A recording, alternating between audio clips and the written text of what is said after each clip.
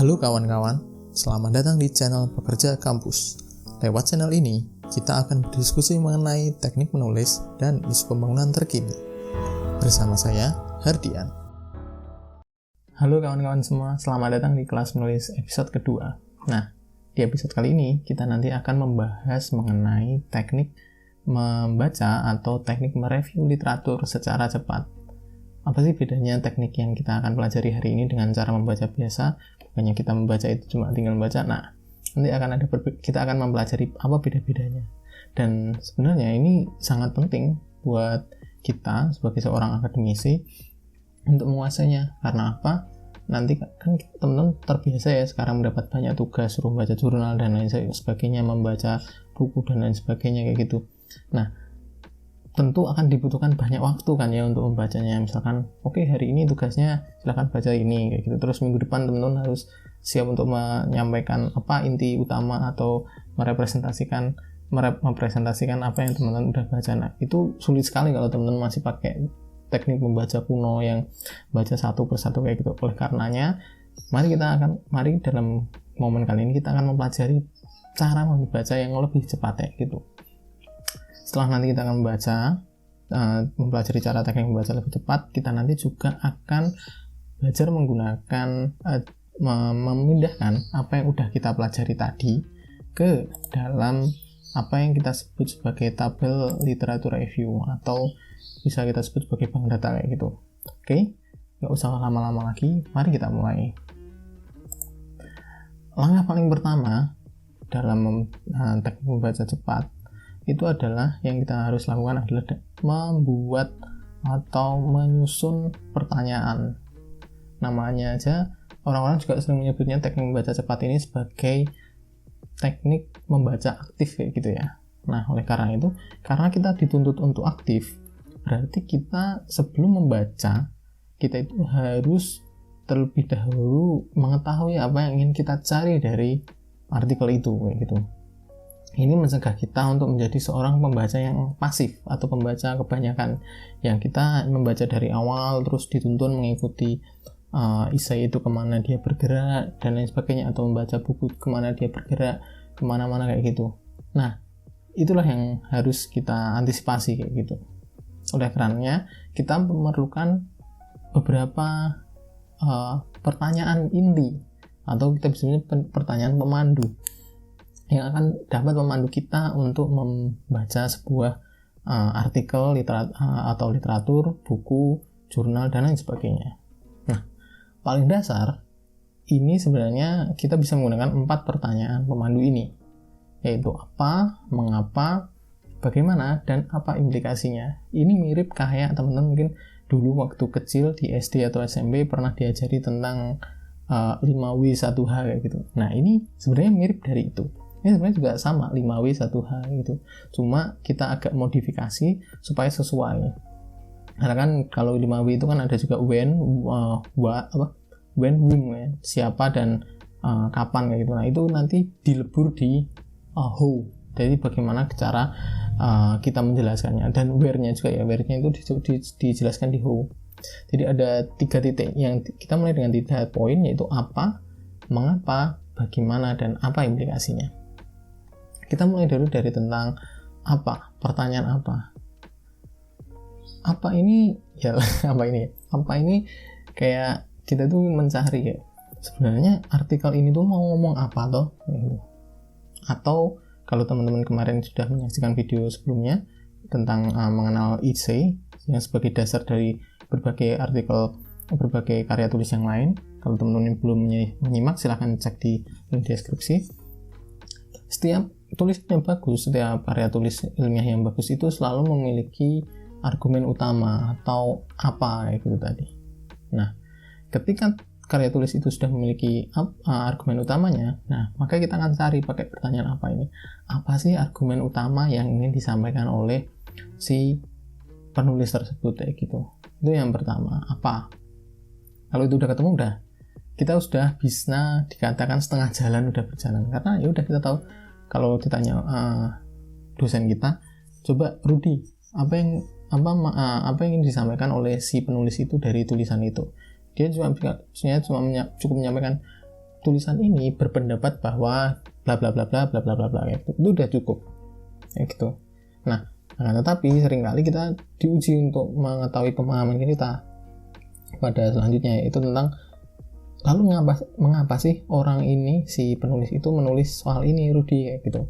Nah, oleh karena itu kita naikkan level pertanyaan kita ke mengapa, atau alasan dari orang itu menulis sebuah artikel atau karya tulis, atau bahasa konsepnya itu adalah urgensi empiris sama urgensi teoritis. Jadi kalau nggak ditulis itu terus so what kayak gitu loh, apa efeknya kepada masyarakat secara luas atau bagi masyarakat akademik, teori dan pendidikan dan lain sebagainya gitu. Itu adalah soal alasan. Terus yang ketiga, sudah tahu mengapa dia menulis, coba jelaskan Rudy, bagaimana cara dia tadi menyampaikan pendapatnya. Nah, di sini kita akan membutuhkan porsi lebih besar untuk membaca. Mungkin dari yang pertanyaan pertama dan kedua, kita cukup perlu waktu ya sekitar 5 menit untuk menemukannya. Itu cukup cepat. Tapi untuk yang ketiga, kita memang perlu effort agak banyak untuk mencarinya, karena kita mengandalkan namanya teknik skimming ya teman-teman. Membacanya itu kayak nggak baca satu-satu, tapi bacanya secara keseluruhan, baca sebuah artikel secara keseluruhan, dibaca setiap subjudulnya, terus teman-teman coba rangkai kesimpulannya apa sih gitu. Jadi kayak kita seakan-akan menduga-duga terlebih dahulu dengan mencari kalimat-kalimat pendukung tentang dugaan tadi. Masih belum ada gambaran, nanti kita habis ini akan ada praktek pelan-pelan gitu. Oke, terus kita kepada pertanyaan keempat, yaitu tentang apa sih implikasinya atau apa dampaknya tulisan ini. Terus kalau dia udah berpendapat begini, dengan cara dia menjelaskan ini, terus apa dampak tulisan ini, apa yang diinginkan tulisan ini, apa orang bisa menyebutnya solusi atau saran atau preskripsi ya, apa implikasi atau apa saran mutlak yang diberikan oleh si penulis ini dari hasil bagaimana dia mengolah masalah tadi, menganalisis sampai ketemu kesimpulan, lalu dia memberikan sebuah tawaran.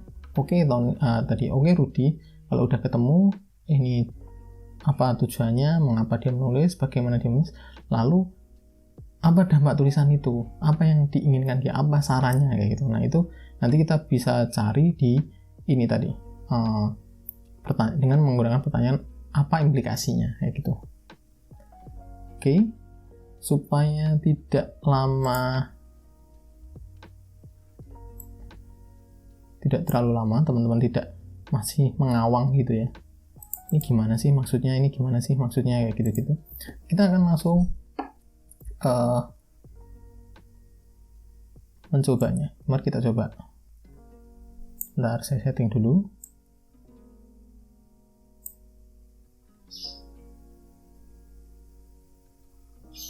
Oke. Nah, kita lihat teman-teman sudah bisa melihat apa yang ada di layar saya. Mari kita coba.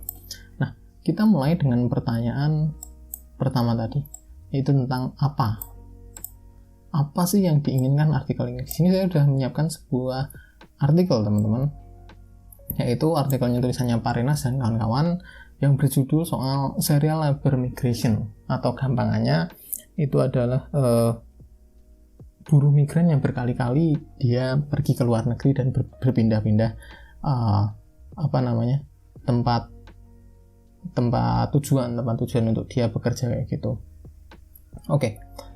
Ini adalah artikelnya. Nah, kita mulai dengan pertanyaan apa. Nah, gimana sih cara mencari argumen? Cara mencari argumen itu sebenarnya itu sangat gampang teman-teman untuk mencari argumen dalam sebuah artikel. Caranya adalah, pertama kita yang harus kita periksa adalah bagian abstrak dulu. Langkah-langkahnya ya saya kasih tahu dulu. Kita cari bagian abstrak. Setelah bagian abstrak, kita juga cari di bagian pengantar atau pendahuluan atau intro di sini sampai sini. Dari halaman pertama sampai halaman ketiga ini adalah intronya dia. Oke, lalu bagaimana Mas cara mengetahui bahwa kalimat itu adalah sebuah kalimat argumen utama? Nah, tulisannya baik teman-teman, tulisan yang bagus dan banyak jurnal internasional itu sering menggunakannya. itu adalah dia itu menyampaikan argumen utamanya itu secara eksplisit atau secara terus terang. Jadi nggak ditutup-tutupin atau nggak dirahasiakan. Dia secara gamblang langsung ngomong. Tulisan ini berargumen, nah udah kayak gitu kan. Oleh karenanya itu silahkan teman-teman matanya memperhatikan ada keyword di abstrak dan pengantar ini. Salah satu keyword yang paling gampang itulah ini, ya teman-teman. It argues, atau ini berpendapat bahwa.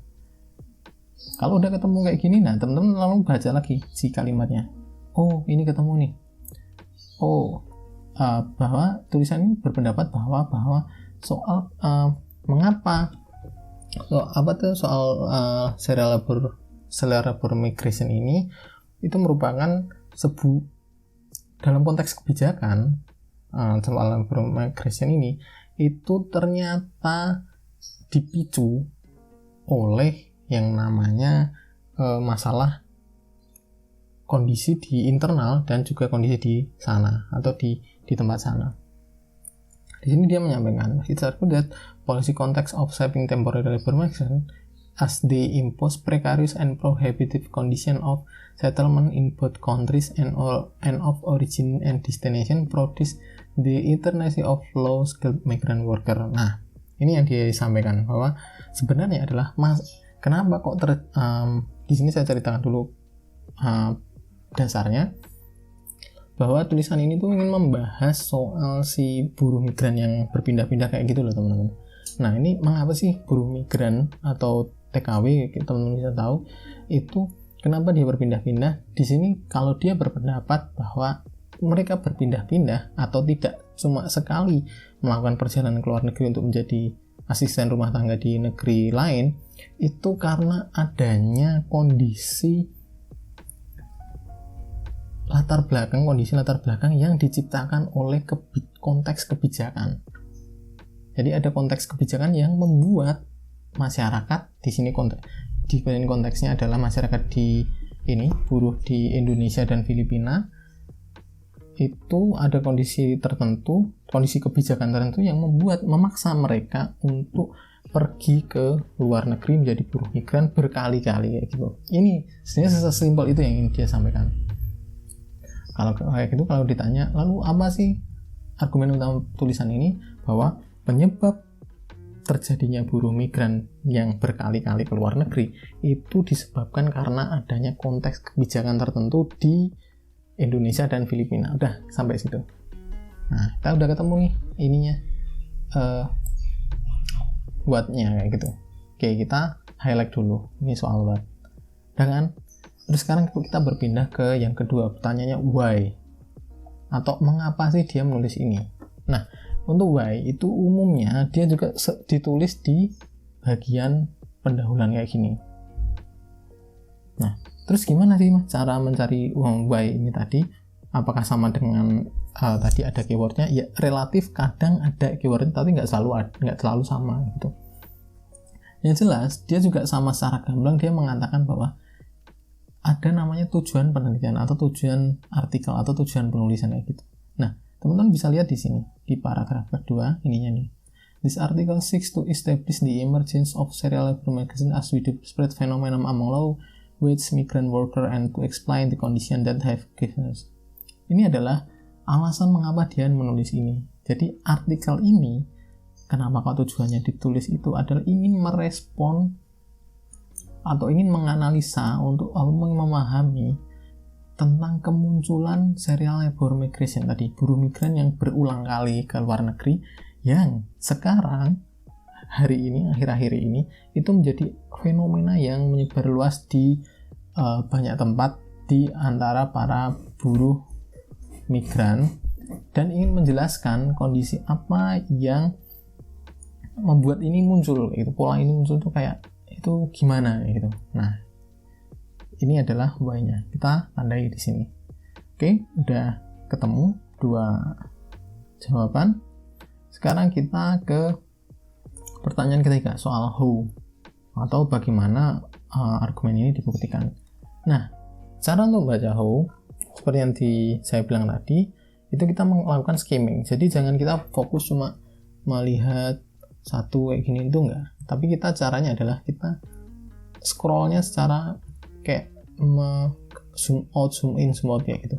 Kita baca dulu abstrak, udah baca abstrak, kita baca latar belakang atau pendahuluan. Nah, jangan langsung masuk ke isi. Di sini kan mulai isi ya.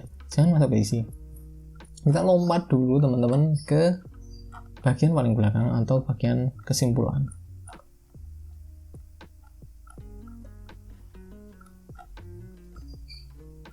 Nah, kita baca lagi kesimpulan. Biasanya ini penjelasan mengenai bagaimana artikel ini itu argumen utamanya tadi itu disusun, itu dia biasanya menulisnya di kesimpulan. Mungkin teman-teman ingat ya di soal ini saat membahas soal mengenai kemarin episode tentang kelas menulis essay pendek. Itu kan kalau di bagian kesimpulan itu di situ ada yang berisi tentang rangkuman dari apa yang dia tulis di atas kayak gini. Jadi daripada kita capek-capek membaca satu persatu, kita langsung aja baca dulu di sini. Kita cari rangkumannya. Dia biasa tulisannya bagus, lagi-lagi dia akan merangkum tulisannya ini di sini secara singkat. Nah, kita tinggal cari aja kalimat mana yang dia berposisi menjadi sebuah rangkuman atau menjadi penjelas dari argumen utama tadi. Tentunya kita kaitkan dengan argumen utama tadi ya. Oke. Nah, di dalam artikel ini bisa kita temukan di kalimat kedua ini. As we have documented among Filipino and Indonesian domestic worker, a confluence of state policy ini. Jadi pertemuan antara kebijakan di dua negara, di sini konteksnya adalah dua negara karena kan kalau buruh migran itu adalah negara yang asal dia sama negara tujuannya itu ya. Pertemuan kebijakan di dua negara ini itulah yang memaksa dia itu untuk melakukan ini serial labor migration, atau memaksa dia untuk pergi ke ke negara-negara untuk menjadi buruh murah tadi. Dia lalu memberikan contohnya di sini. Kebijakannya ini terdiri dari apa saja. Nah, teman-teman bisa menanyakan. Kebijakan yang ada di tempatnya itu adalah salah satunya seperti yang ditulis di sini adalah soal cultivation economy of migrant for export. Jadi memang negara itu ada kebijakan-kebijakan tertentu yang mendukung warga negaranya menjadi tenaga kerja di luar negeri kayak gitu. Jadi memang diekspor ke luar negeri. Atau orang di sini sering munculnya pahlawan devisa ya kayak gitu. Kayak gitu. Terus ada konteks kebijakan kedua dan ini juga yang saya highlight. Di sini konteks yang lain adalah karena di negara asalnya itu peluang untuk mendapatkan pendapatan dari pekerja domestik ini terbatas di pedesaan.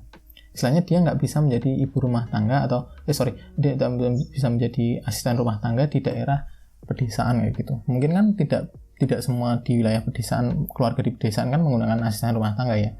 Dan kalau mau ke kota mungkin juga susah kayak gitu. Jadi dia lebih memilih ke luar negeri kayak gitu. Nah, ini adalah penjelasan singkatnya soal jawaban Ho tadi. Jadi kenapa dia pergi? Karena ada kebijakan yang memaksanya dari dalam untuk pergi keluar, dan di sana juga ada kebijakan yang menerima dia, ada yang membutuhkan dia sebagai menjadi pekerja luar negeri tadi, pekerja migran tadi. Oke, teman-teman mungkin karena ini kurang komprehensif, kurang mantap. Teman bisa caranya teman-teman lalu bisa kalau udah tahu gambaran, oh dia itu mau ngomong gini toh. Nah, teman-teman tinggal cari petunjuk lainnya di subjudul. Kita bisa tinggal baca subjudul. Ini tadi yang saya ingin tekankan di sini adalah nih, kan tadi soal kebijakan ya, konteks kebijakannya dari asal dan tujuan. Nah, ini apa aja sih selain dua ini tadi? Nah, teman-teman coba cari di subjudulnya. Nah, ini kita ketemu.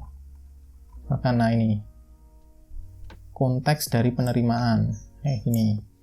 Terus ada juga konteks pengembalian ya gitu. Nah, ini dibaca semua.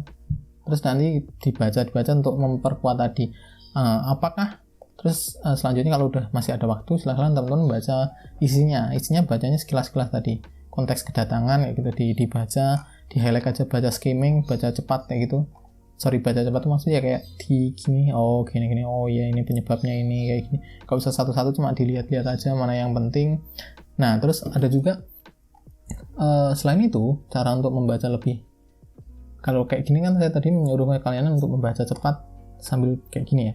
Nah mana mungkin mas kita bisa membaca ini secepat itu, membaca sebuah paragraf segini misalkan, itu secepat itu. Nah caranya kalian itu nggak harus membaca paragrafnya, yang kalian perlu baca adalah kalimat pertama dari sebuah paragraf, karena kalimat pertama ini adalah ide pokok dari paragrafnya. Teman-teman ingat ya, dulu di sekolah SD, SMP, SMA diajari tentang ada namanya ide pokok atau kalimat utama, terus ada namanya kalimat pendukung. Jadi semua kalimat yang ada di bawahnya sini ini biasanya ya dari hasil mendukung ini tadi. Jadi ini adalah inti utamanya yang perlu kita pahami kayak gitu. Jadi nanti baca cepat itu kayak gitu, yang dibaca adalah kalimat pertama aja. Oke, udah ketemu lah tadi soal how-nya, Oke, sekarang terakhir soal what the imply atau apa lalu implikasi yang ingin dia sampaikan dari tulisan ini. Kita cara mencarinya ya masih sama dengan yang how tadi, itu biasanya dia menulisnya di kesimpulan, dan lebih tepatnya dia ada di bagian akhir-akhir. Pokoknya teman-teman cari aja kalimat yang tendensinya itu kayak atau bunyinya atau arahnya itu kayak menyuruh kita atau memperingatkan lah gitu, atau memperingatkan atau memberitahu bahwa ini tuh bermasalah loh kayak gitu. Nah, nih kalau dari artikel ini kita bisa temukan di kalimat kedua sebelum terakhir. Secara keseluruhan overall serial Bloomington tadi itu menunjukkan bahwa migrasi itu tidak selalu menjadi petunjuk positif yang progresif ya gitu. Maksudnya apa? Nah, umumnya orang melihat ada perpindahan ya, migrasi misalkan kayak pekerja ke luar negeri dan lain sebagainya. Mungkin kalau orang tidak secara spesifik melihat, kita melihat mungkin perjalanan orang Indonesia tuh banyak loh teman-teman. Pekerja Indonesia tuh ada yang bekerja ke Jepang, ada yang bekerja ke Cina, Taiwan, Malaysia, Uni Emirat Arab kayak gitu. Ya kan kalau kita melihat orang Indonesia banyak ya yang kerja di luar negeri. Tapi kalau kita lebih dan misalkan tahun kedua terus mereka berpindah-pindah dari awalnya di Arab terus pindah ke Malaysia kayak gitu. Ini kerjaan apa nih kok kayak gini? Kalau kita membacanya hanya dari kayak gitu, mungkin kita nggak tahu sebenarnya apa yang dia kerjakan. Tapi kalau kita lebih fokus lagi memahaminya, ternyata ini adalah soal pekerja migran atau buruh migran, buruh domestik migran yang dia itu berpindah-pindah setiap selesai masanya gitu. Oleh karenanya itu dibilang bahwa migrasi itu nggak selalu selamanya menunjukkan sebuah pertanda yang baik kayak gitu. Sebaliknya, nah ini lihat, sebaliknya ini justru menunjukkan bagaimana kondisi prekaritas itu kerentanan ya teman-teman, dan kondisi yang buruk di sebuah negara itu itu membuat memicu munculnya pola buruh migran yang bekerja di luar negeri untuk berpindah-pindah, nggak cuma di satu negara, pindah lain gitu. Nah, dia ingin menyampaikan itu yang ingin dia sampaikan gitu. Oke, dengan gampang kan ya, tinggal udah ketemu. Nanti tinggal dirangkum menjadi sekitar 2 paragraf aja kayak gitu. Itu udah menjadi sebuah sebuah review, bentuk review kayak gitu. Teman-teman nggak usah bingung. Nah, sekarang ada tahapan lain lagi, yaitu adalah kalau kalian udah review, kalau tadi kebutuhannya hanya untuk menjadi tugas review, ya udah tinggal dibikin aja, ditulis dalam 2 paragraf ini tadi. Jangan di copy paste ya, tapi ditulis ulang. Teman-teman tulis pakai bahasa kalian sendiri, supaya itu menunjukkan bahwa kalian itu memang membaca kayak gitu. Ya cuma diterjemahin aja sesuai dengan sepenangkapan kalian, nggak harus spesifik itulah untuk membuat review tadi gitu. Oke ya, yang jelas logikanya tadi, logika dari tulisan itu atau logika kalimat itu nggak kebalik, jadi yang positif tetap positif, yang negatif tetap negatif kayak gitu. Tapi nggak perlu sedetail itu untuk kalian tulis ulangnya tadi. Nah, oke. Nah, akan tetapi terus ada lagi. Kemarin kan saya juga menyampaikan bahwa kita ada kegiatan namanya belanja literatur. Setelah kita belanja, terus kita membaca cepat kayak gini tadi, terus kita mencoba mengumpulkan tulisan-tulisan ini menjadi sebuah bank data gitu.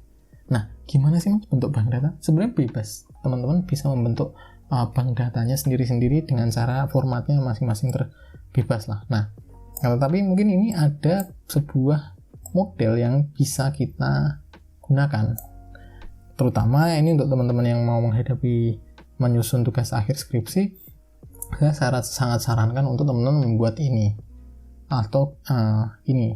Seperti yang saya bilang tadi di awal, ini adalah sebuah namanya tabel literatur review atau tabel bank data tadi. Nah, lihat. Seperti ini bentuknya teman-teman. Tabel ini nanti berisi tentang ya tadi bacaan apa aja yang udah kalian baca. Saya harap teman-teman menyusun ini tadi ketika menyusun skripsi, dan nanti ini bisa dilampirkan di skripsinya dan diberitahukan kepada pembimbingnya. Pak, Bu, saya sudah pernah membaca ini aja gitu. Oke, nah itu akan membuat pembimbing kalian merasa senang kayak gitu. Oh, anak ini sudah paham nih apa yang tahu, dan dia menjadi yakin kepada teman-teman untuk memberikan ACC untuk lanjut ke tahap-tahap selanjutnya kayak gitu. Tanpa adanya ini, teman-teman masih tetap akan diragukan ketika menggunakan sebuah teori yang lain ya gitu, karena ini mahasiswa ini dapat teori ini dari mana? Apakah dia itu menyontoh skripsi kakak tingkatnya, atau memang dia dari belajar membaca jurnal-jurnal sendiri kayak gitu. Ini adalah salah satu cara membuktikannya, dan ini nanti akan mempermudah kalian ketika membutuhkan kutipan-kutipan kayak gitu, ketika menyusun terutama di bagian bab pembahasan ya kayak gitu. Jadi membuat ini misalkan teman-teman menemukan temuan di lapangan, misalkan ternyata kita kembali ke masalah ini ya, pariwisata.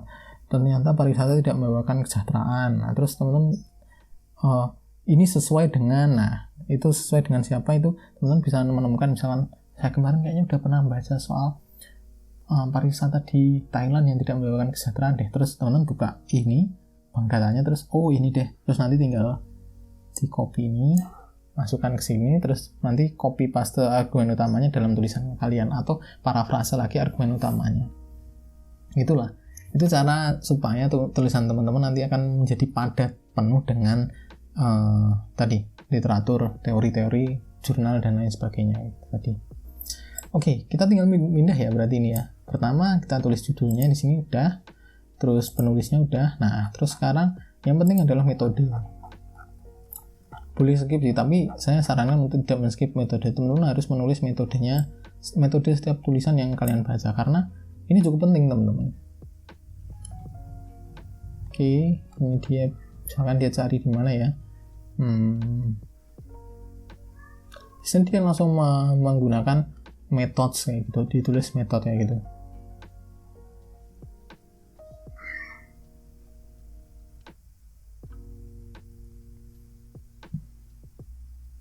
Nah, di sini according focus. Nah, berarti tulisan ini karena di sini kan dia udah menggunakan fokus di Indonesia dan Filipina, berarti dia menggunakan sebuah model komparasi studi gitu ya. Atau teman-teman bisa nanti ditulis di metodenya, bisa temukan di abstraksi ini. Kita tulis saja di sini adalah komparatif case study pakainya. Nah, di sini kita lihat dia yang dipakai datanya apa. Di sini dia hasil wawancara dan ada data-data sekunder juga. Jadi dia bukan sebuah artikel yang berjenis teori ya. Ada juga artikel nanti teori-teori itu biasanya dia hanya menggunakan data sekunder kayak gitu. Nah, misalkan cari di sini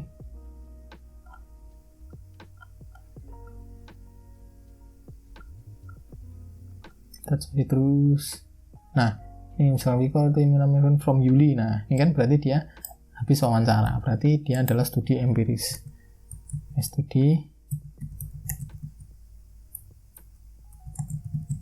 Nah itu udah kita tulis.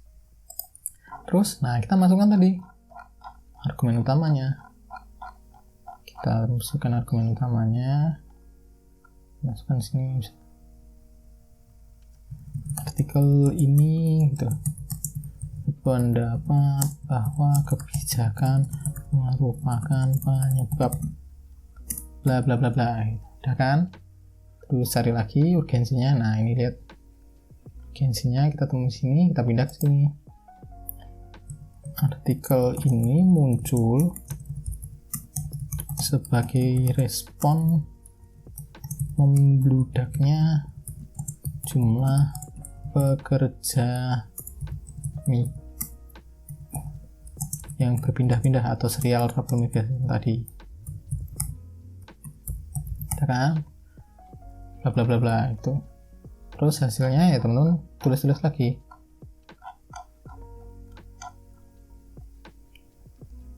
Hasil atau di sini bisa dikatakan how-nya tadi, jawaban dari how kita cari di sini misalkan.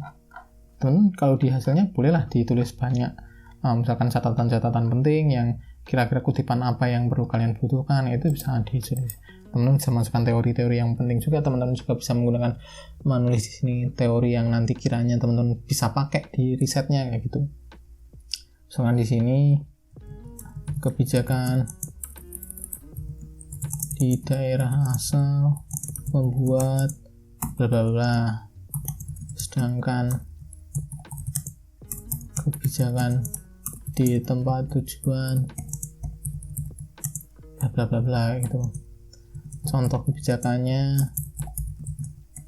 adalah misalkan tadi migran for ekspor gitu.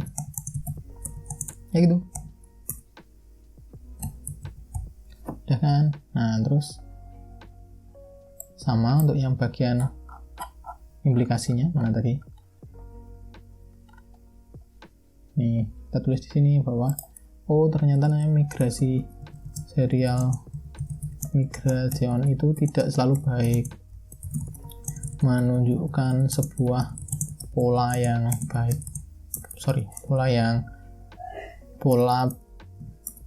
pembangunan baik kayak gitu ya, melainkan tadi. Nah, udah kan?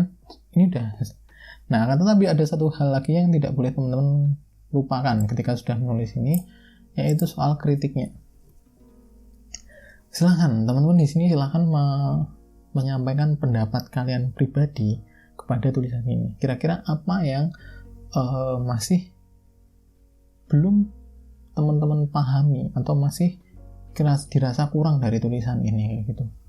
Misalkan mungkin tulisan ini memang komprehensif ya kayak gitu ya, namun tulisan ini belum meng-highlight misalkan pekerja misalkan ya buruh migran lain di Afrika Selatan gitu. Nah, ini kan berarti kritik ini nanti bisa menjadi jembatan untuk membuat penelitian baru. Jadi kayak saran, berarti bisa nih riset ini menggunakan studi kasus di buruh-buruh migran di Afrika Selatan gitu. Dan kritik ini menjadi penting, itu menunjukkan bahwa kalian itu memang membaca artikel ini. Itu kayak gitu. Oke teman-teman, mungkin sampai situ ya cara untuk membaca cepat tadi. Mudah bukan? Nah, setelah ini silahkan ya kalian mencoba untuk menyusunnya sendiri kayak gitu. Saya harap teman-teman bisa mempraktekkan cara yang saya ajarkan tadi. Nanti jika memang ada yang masih dibingungkan, jangan segan-segan untuk tanya di kolom komentar ya. Silahkan ketik komentar, Mas saya masih bingung bagian ini ya gitu. Nanti akan saya jawab sesegera mungkin ketika saya sudah membaca pertanyaan tadi. Oke. Terima kasih ya teman-teman telah bergabung di episode kali ini. Semoga apa yang saya sampaikan bermanfaat, dan jika bermanfaat silahkan sebarkan video ini ke kawan-kawan yang lainnya supaya bisa saling menjadi bahan untuk diskusi dan bisa menjadi pencerah bagi mereka yang memang belum mengetahui cara-cara ini. Kayak gitu. Oke, sampai jumpa.